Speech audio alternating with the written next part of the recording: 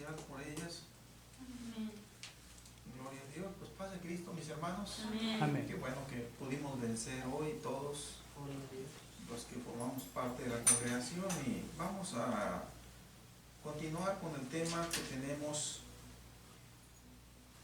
en cuanto a que todo tiene su tiempo. Gloria a Dios. Todo tiene su tiempo. Y estamos viendo ahí el texto bíblico que tenemos en el pizarrón, Eclesiastés capítulo 3, versículo 3. Tiempo de matar y tiempo de curar. Si lo tienen prendido, ¿no? Gloria a Dios. Gloria a Dios. Gloria a Dios. Tiempo de matar y tiempo de curar. Amén. También el versículo incluye una segunda parte que es tiempo de destruir y tiempo de edificar, pero estamos tomando primero la primera parte para tratar de entender este tiempo. De los dos que tenemos ahí, estamos viendo el tiempo de matar. Ahora los invito para que vayamos no a Eclesiastés 3:3, sino a Mateo capítulo 10. Tómense su tiempo, vayamos a la cita. Mateo capítulo 10. En la predicación pasada dimos inicio a este punto y estamos corriendo en él. Amén. Estamos yendo a Mateo capítulo 10, versículo 28. Y no temáis a los que matan el cuerpo, mas el alma no pueden matar.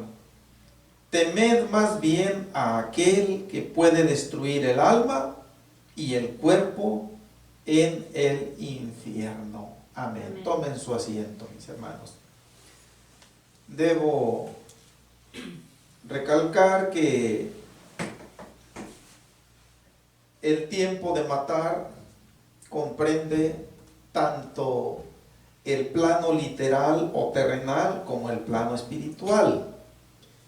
Y estamos viendo el plano literal, la definición literal, que es cuando alguien le quita la vida a otro. O algo también le quita la vida a alguna persona, porque no necesariamente va a ser un ser humano. Yo mencionaba en la predicación pasada que se ha visto a través de la historia cómo el ser humano ha sido muerto o matado por animales, fieras o animales salvajes, etcétera. Me tocó conocer la historia de la triste muerte de un niño. Eso lo leí yo en un libro que escribió un varón que estuvo de pastor en una iglesia de diferente doctrina. Este varón creo que se llamó Efraín Valverde, si mal no recuerdo. No estoy muy seguro.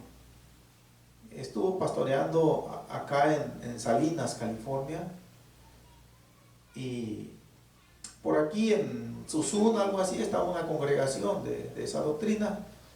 Supe bien, pero el punto es en donde este varón escribió un libro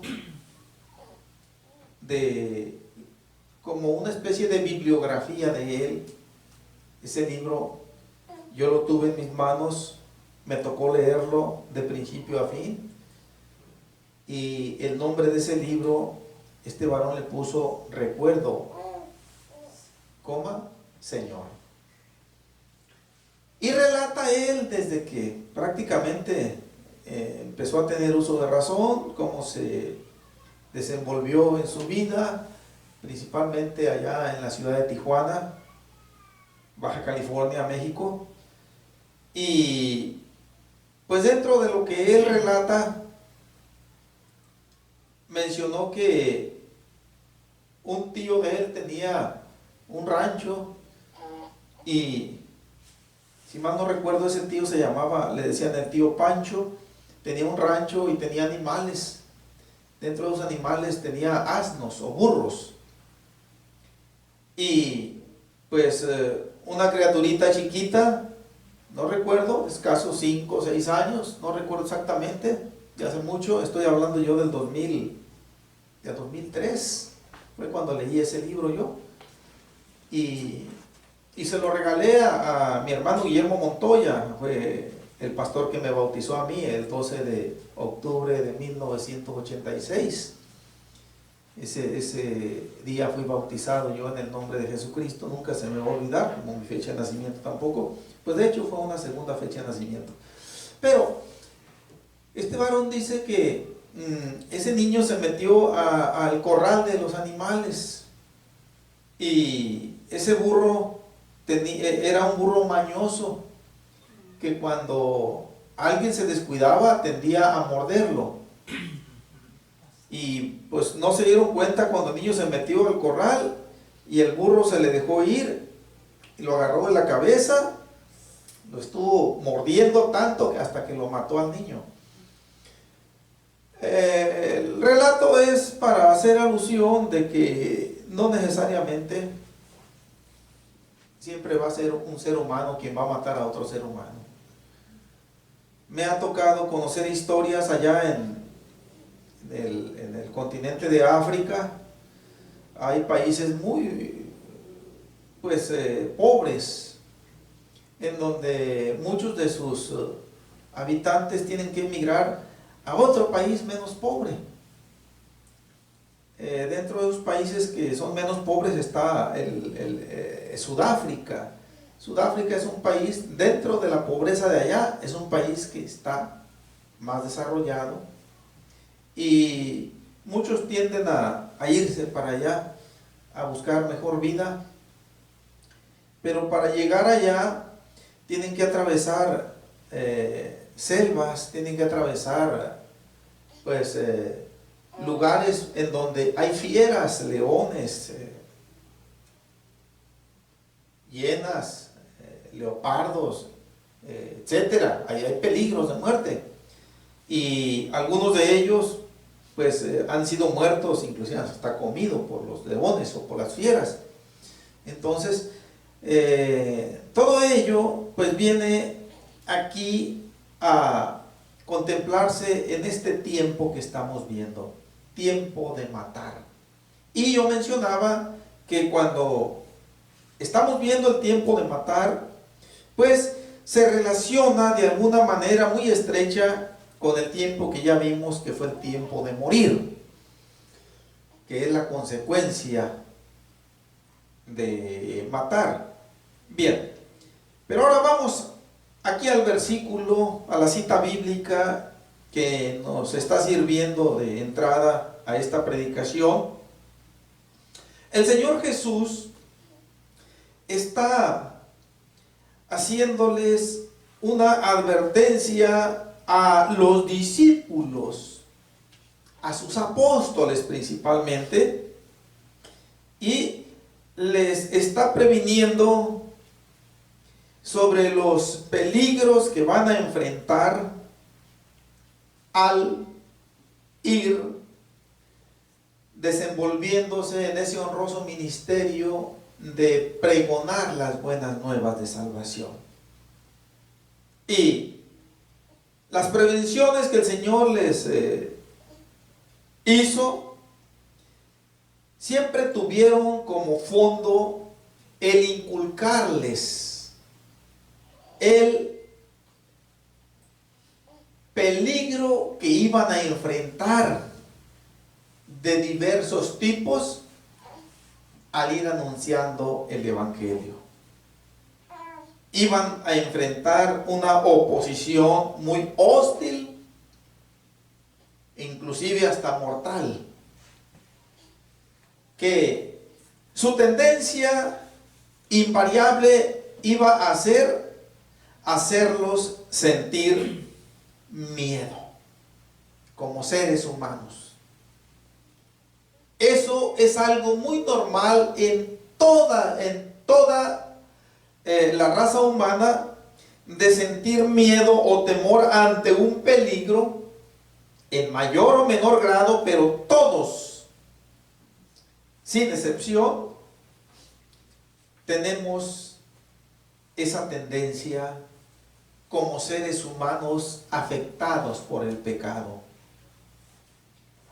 Y pues lo exteriorizamos de diversas maneras. Unos de un modo, otros de otra, unos más fuerte, otros menos, pero todos invariablemente evidenciamos algún grado de miedo ante el peligro. Ahora aquí el Señor les está previniendo a los apóstoles de un miedo que tenían ellos que contrarrestar, porque si se dejaban dominar por ese miedo, los iba a paralizar en esa comisión tan honrosa que el Señor le dejó a la iglesia, que es anunciar las buenas nuevas de salvación, soportado ese anuncio con un testimonio digno que honre al Señor. Y les está previniendo, de hecho, les está dejando ver que va a llegar el momento en que van a enfrentar la misma muerte por testificar de Él. Y, hermanos, con estas palabras con las que el Señor introduce en este versículo, les está diciendo que pues el miedo va a ser algo muy normal, pero tienen que sobrepasar sobre ese miedo, porque no van a poder ellos dar testimonio como se debe dar. Iban a quedar neutralizados, callados, iban a tener la tendencia de huir. En otras palabras, primero se iba a ver, en primer lugar, cómo salvar el pellejo, cómo escapar, cómo librar la vida. Pero el Señor Jesús está diciendo que va a llegar ese momento, indudablemente. De hecho, llegó en poco tiempo. Algunos de ellos empezaron a experimentar esta seria prevención que el Señor les está diciendo. Y les está diciendo que va a haber quienes los van a matar, porque no van a estar de acuerdo con las buenas nuevas de salvación. Van a rechazar el mensaje. Pero no solamente se van a conformar con un simple rechazo de menosprecio, sino que van a terminar con su vida. Y el Señor les está diciendo que no deberán temer cuando eso llegue a suceder. Y les está dando una razón muy contundente. Quiero aprovechar para ahondar un poquito más aquí. El énfasis es en que aquí estamos viendo todavía el matar en el sentido literal. A esto se refiere el Señor Jesús en el principio del versículo. Y la razón que el Señor les está dando, muy poderosa, por la cual no deben temer, son dos. La primera, que aquellos que los van a rechazar y que en un momento dado van a llevarlos ante los tribunales, como así sucedió con la mayoría de ellos. Dice, solamente pueden matar el cuerpo. El cuerpo, de hecho, va a llegar a morir tarde que temprano. De eso estamos bien entendidos todos. Y pienso que no hay una forma más honrosa y más privilegiada de terminar los días que no sea por causa de servirle a Dios. Dice el Señor, hasta ahí llega nada más. Y ya no pueden hacer más. El alma ni siquiera la pueden tocar.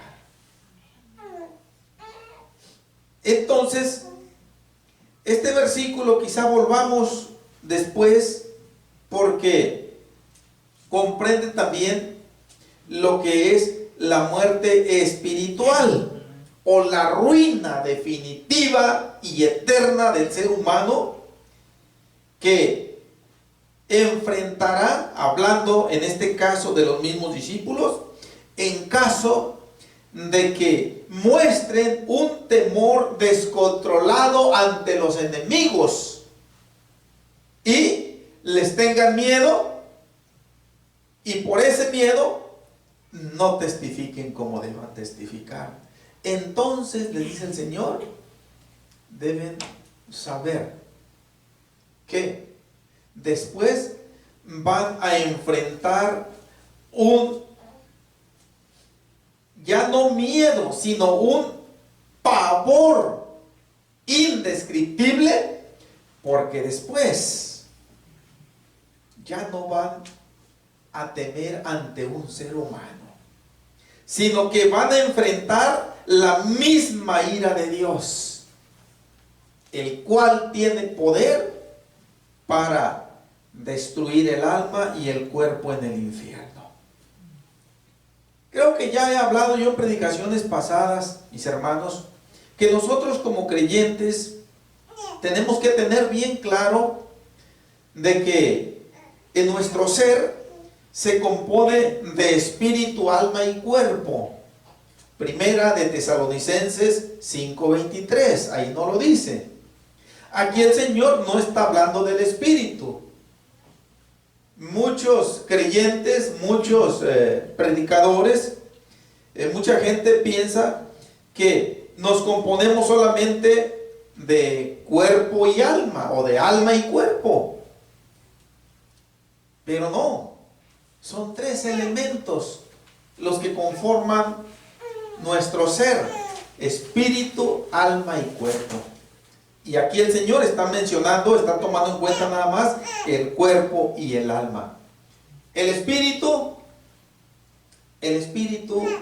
no tiene nada que ver en cuanto a la responsabilidad de si testificamos o no testificamos, si tenemos miedo o no tenemos miedo.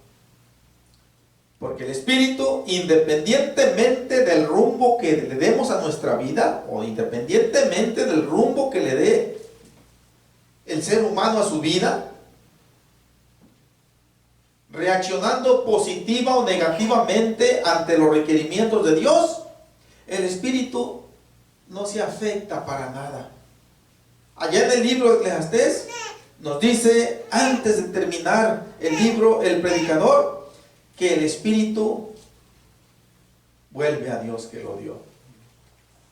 ¿Sí? Pero el cuerpo y el alma tienen destinos diferentes al espíritu, dependiendo de cómo se reaccionó ante la palabra de Dios. Y ante esta prevención de a quién debemos temer más, y esta descripción de que la destrucción del cuerpo o la muerte del cuerpo tiene que llegarse. Lo que tenga que sufrir, lo que tengamos que sufrir en un momento dado es algo limitado, es algo temporal. Pero lo que tengamos que sufrir en caso de dejarnos vencer por el miedo para no testificar, para no obedecer al Señor, conlleva esto no un daño temporal como es cuando se mata el cuerpo, sino que es un daño, un sufrimiento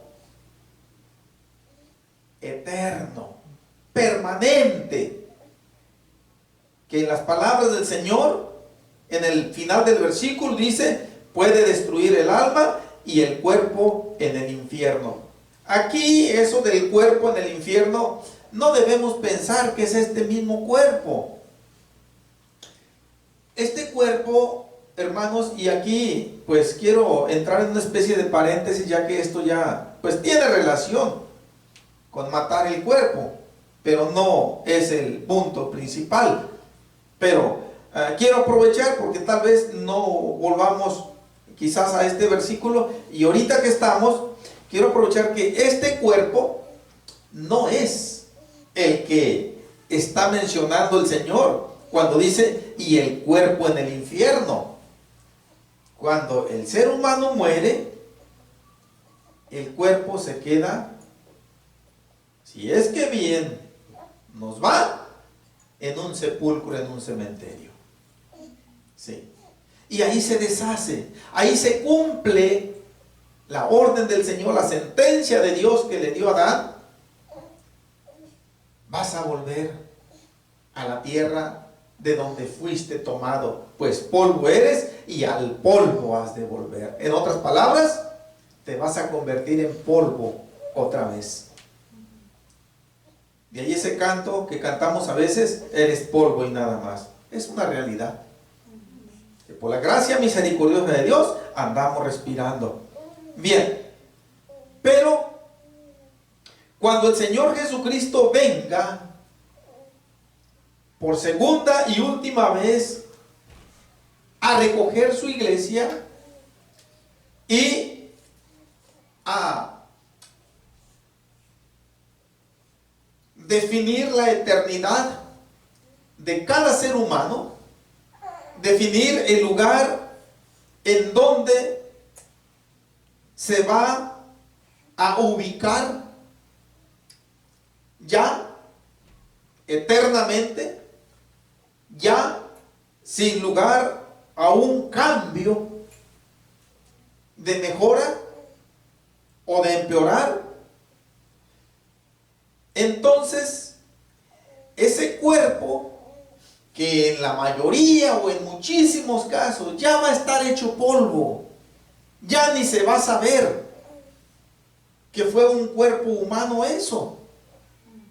Pero por el poder de Dios, ese cuerpo ya deshecho en polvo, en esos casos, se va a reconstruir otra vez. Aquellos cuerpos que no estén hechos polvo, que todavía estén más o menos con la fisonomía que se tiene, nada más van a resucitar. Es lo que dice San Juan 5, 28 y 29. Que muchos de los que están en los sepulcros oirán su voz. Y los que hicieron lo bueno saldrán a resurrección de vida. Bien, los que hicieron lo bueno a resurrección de vida. Estamos hablando del creyente honesto y aprobado por Dios. Ese cuerpo que también va a estar hecho polvo en muchos casos, también se va a reconstruir y va a volver a vivir. Después de los 1000 años, los otros cuerpos de los que no creyeron, de los que murieron en pecado, también son resucitados. Se vuelve otra vez a juntar todas esas partículas quizás y vuelve otra vez a formarse un cuerpo, pero ni el cuerpo de los justos resucitados, ni el cuerpo de los impíos resucitados vuelve otra vez a tomar esta naturaleza y carnalidad humana. No. Su formación va a consistir en una materia que nosotros no conocemos, pero que el Señor Jesús nos da una guía. Creo que es aquí mismo, mis hermanos. Acuérdense que les dije que iba a traer una especie de paréntesis. Amén.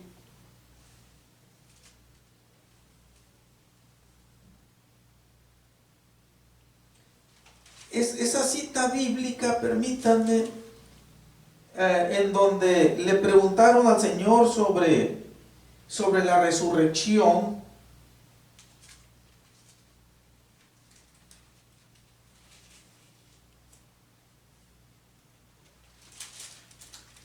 Y le dijeron que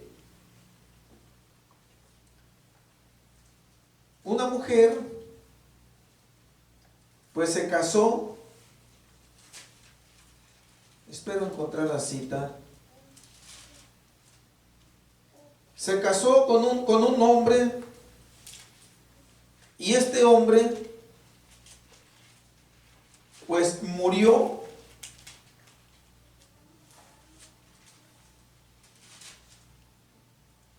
Y cuando murió, él tenía otros 6 hermanos. Entonces, como la ley decía, aquí está, mis hermanos, vayamos a Mateo capítulo 22.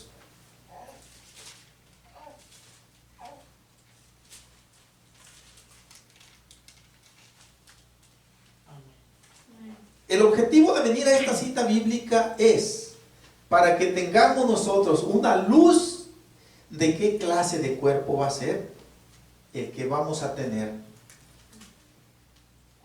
en cualquiera de las 2 resurrecciones que lleguemos a tener participación. Estamos nosotros con el propósito y con el esfuerzo de tomar parte en la primera resurrección. Bien. Mateo 22, versículo 23 en adelante. Aquel día vinieron a él los saduceos, que dicen que no hay resurrección, y le preguntaron, diciendo, Maestro, Moisés dijo, si alguno muriere sin hijos, su hermano se casará con su mujer y levantará descendencia a su hermano. Hubo pues entre nosotros 7 hermanos. El primero se casó y murió, y no teniendo descendencia, dejó su mujer a su hermano. De la misma manera también el segundo y el tercero hasta el séptimo. Y después de todos murió también la mujer. En la resurrección, pues, ¿de cuál de los 7 será ella mujer, ya que todos la tuvieron? Entonces respondiendo Jesús les dijo, erráis ignorando las Escrituras y el poder de Dios, porque en la resurrección ni se casarán ni se darán en casamiento, sino serán como los ángeles de Dios en el cielo. En la resurrección, como los ángeles de Dios. Ahora nosotros sabemos que los ángeles de Dios, y no solo los ángeles de Dios, los demonios también, que son ángeles, pero son ángeles caídos. Volvemos a Mateo capítulo 10, mis hermanos. Son seres espirituales que se desplazan por los aires a velocidades, se dice, del pensamiento. O sea que en este momento un ángel de aquí se puede trasladar a Argentina y allá está ya, en este instante. No hay distancias. Es lo que se piensa, pero en fin, pero el énfasis es en el cuerpo que se va a tener en la resurrección, como el de los ángeles, dice el Señor. ¿Y cómo es el cuerpo de los ángeles? En sí la materia no puede ser descrita por el elemento humano. ¿Por qué? Porque es algo que está fuera de la capacidad. Solo podemos nosotros afirmar que los ángeles son seres espirituales, pero tienen su cuerpo también. Tienen su cuerpo. Ahora, en ocasiones, por disposición especial y sobrenatural de Dios, ha habido ángeles que Dios les ha permitido venir aquí a la tierra y tomar cuerpo, tomar un cuerpo como un ser humano. Aquellos ángeles que platicaron con Abraham cuando le notificaron la destrucción de Sodoma y Gomorra, también le hicieron saber que Sara iba a tener un hijo. Y así hay ejemplos en donde hubo ángeles, pero la materia de que se compone esos cuerpos aún espirituales no la sabemos.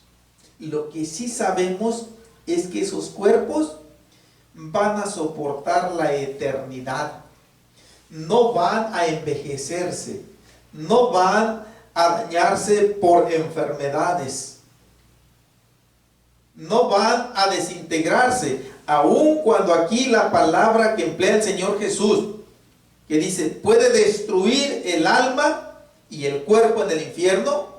Esta palabra es muy significativa. Literalmente en nuestro diccionario castellano, destruir es acabar por completo con algo, desaparecer algo por completo. Cuando en la Segunda Guerra Mundial principalmente, allá en Europa, hubo ciudades que quedaron borradas del mapa, fueron destruidas. Bien, pero esta palabra en el griego destruir, apolisaí, quiere decir un sinfín de significados, todos de tragedia: hacer perecer, destruir, matar, dar muerte, perderse, perecer, ruina total y definitiva. Todos estos significados están en el griego. Entonces, de todos estos, cuando uno va al diccionario griego y ve la traducción de esta palabra destruir y le da esta palabra apolisai, están todos estos significados. De ellos, el que se puede aplicar aquí es, por ejemplo, perderse, ruina total y definitiva. Esto es lo que aplica aquí. Y esto es lo que el Señor Jesucristo dice que le espera a aquel que tema más al que mata el cuerpo que al que mata el alma. Porque el que mata el cuerpo va a ser un simple ser humano y va a ser por un tiempo limitado. Y ahí termina todo. Dice, pero el sufrimiento que le espera a aquel que puede destruir el alma y el cuerpo en el infierno es una ruina total y definitiva, en un tormento indescriptible. Estas razones poderosas el Señor se las está haciendo saber a los apóstoles y a nosotros. ¿Para qué? Cuando enfrentemos cualquier tipo de peligro por causa de testificar del Señor Jesús, recordemos estas gloriosas palabras: no temamos, no sintamos autolástima o autocompasión y peguemos la carrera. No, dice el Señor Jesús. En ese momento hay que pensar que vamos a comparecer y dar cuenta un día a Dios. Y que si nosotros le temimos más a Él, Dios nos garantiza que todo va a estar en sana paz cuando comparezcamos ante Él. Pero no hay ninguna garantía de que todo va a estar en sana paz si mostramos mayor temor a los hombres que a Dios.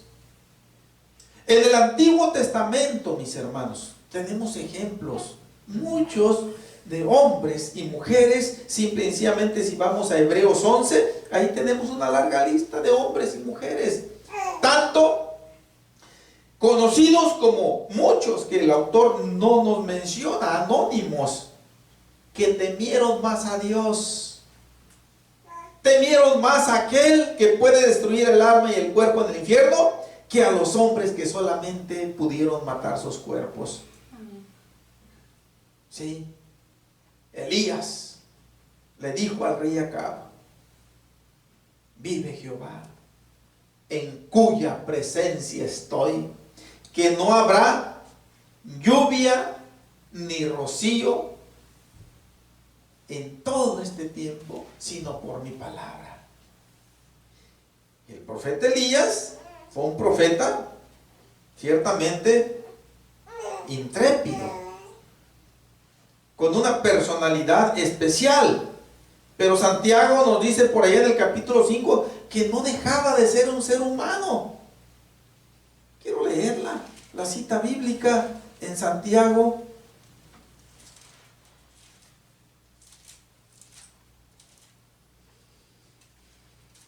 Capítulo 5.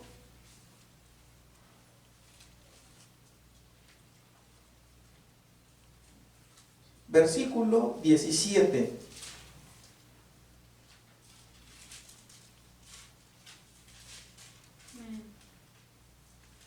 Dice: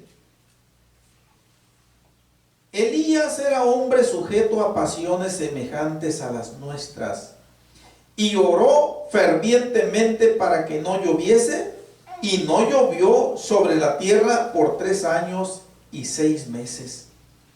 Y otra vez oró, y el cielo dio lluvia, y la tierra produjo su fruto. Pero ¿qué fue? Podemos volver a Mateo. ¿Qué fue lo que le hizo a Elías atreverse a entrar a palacio ante el rey Acab, con toda su corte, sus guerreros, sus guardias, y no temer a que fuera apresado allí, que fuera ejecutado? La razón fue porque temía más a Dios que a los hombres. Temía más a Dios porque sabía que el peligro es mayor cuando se comparece ante Dios desapercibidos, en desobediencia, y que es mucho mejor enfrentar cualquier peligro del ser humano, pero testificando del Señor. Vive Jehová, en cuya presencia estoy. El temor de Dios mayor. Y así pudiera yo, hermanos, mencionar ejemplos tras ejemplos, pero no quiero continuar más con esto. Vamos para al Viejo Testamento, Primera de Samuel, capítulo 2. Y con esto vamos a empezar a ver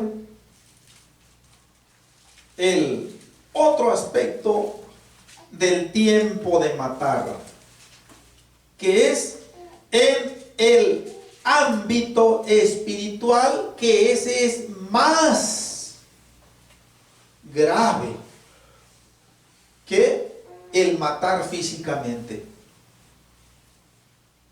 Dije, Primera de Samuel, capítulo 2.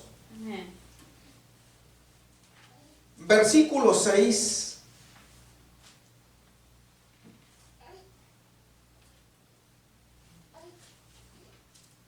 Dice así: Jehová mata y él da vida. Él hace descender al Seol y él hace subir. Este es el principio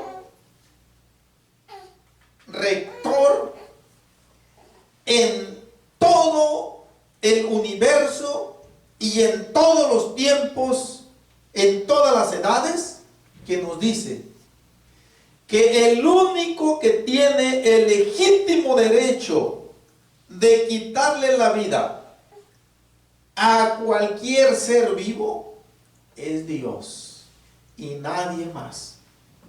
Ahora, Dios lo hace, puede hacerlo sin necesidad de usar a nada ni a nadie. Pero regularmente cuando Dios mata, como dice aquí el término, Jehová mata, muchas veces usa al mismo ser humano, muchas veces usa alguna fiera, algún animal, muchas veces usa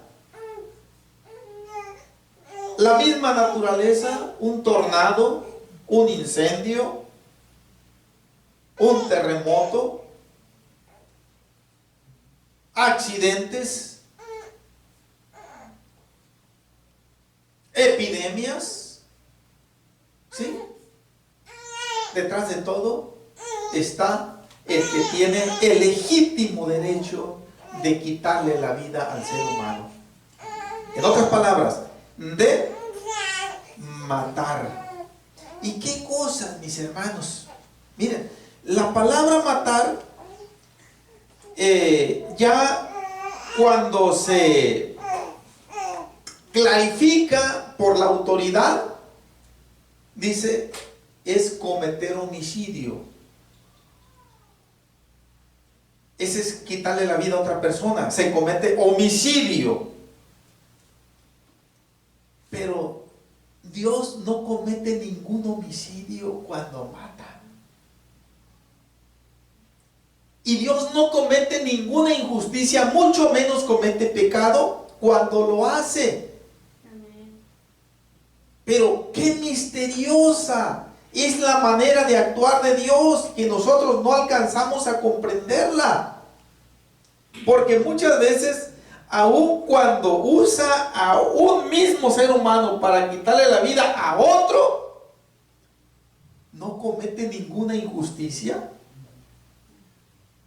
Y muchas veces no le quita responsabilidad al matador. Es algo simple y sencillamente que escapa a nuestra capacidad de comprensión. Sí. Bien. Hermanos, para terminar esta predicación, solamente quiero ver un caso muy especial. Está en Deuteronomio capítulo 32, y con esto ya terminamos la predicación de esta noche. Capítulo 34, es el último capítulo del libro de Deuteronomio. Cómo el Señor mató, vamos a decirlo con esta palabra, aunque no se menciona aquí en el pasaje bíblico, pero así sucedió. Mató o le quitó la vida a Moisés, a uno de sus santos más mansos que ha habido sobre la tierra.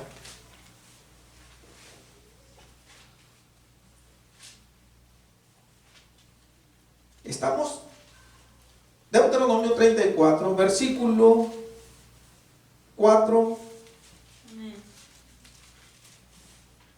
y versículo 5. Dice: y le dijo Jehová, esta es la tierra de que juré a Abraham, a Isaac y a Jacob, diciendo, a tu descendencia la daré. Te he permitido verla con tus ojos, mas no pasarás allá.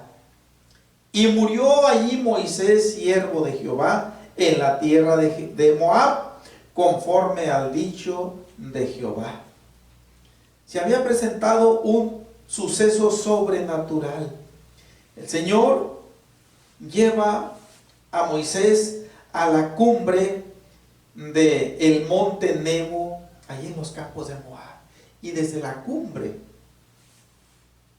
le permite ver toda la tierra prometida, que estaba del otro lado del Jordán, obviamente, porque la de este lado ya Moisés ya la había visto, ya había intervenido en su conquista y ya le había dado posesión a 2 tribus y media.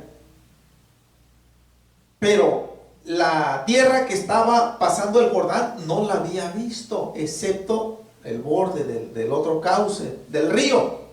Pero el Señor, hermanos, no hay imposible, no sabemos si lo llevó, lo paseó en espíritu para que viera todo. Ahí en los versículos que preceden, del 1 al 3, ahí nos dice todo lo que el Señor le mostró. No sabemos cómo fue, pero el Señor le permitió a Moisés pasearse por encima y ver lo maravillosa de aquella tierra. Y enseguida le dijo: sube allí al monte y pues muere allí. Miren, yo pienso y yo prácticamente doy por sentado de que esta fue la muerte más tranquila, tal vez, la muerte más apacible, quizá la muerte sin ningún tipo de dolor ni sufrimiento que ha habido en un ser humano, como esta que tuvo Moisés. El versículo 5 solamente nos dice: y murió ahí Moisés, siervo de Jehová. Quiere decir que el Señor ahí le cortó la facultad de seguir respirando y todo su cuerpo dejó de funcionar.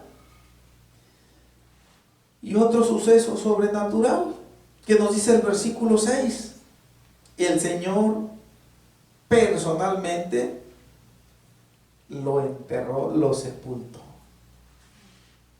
sin que nadie haya sabido. Si alguna cuadrilla de israelitas subió para ver dónde quedó Moisés, fue en vano buscarlo.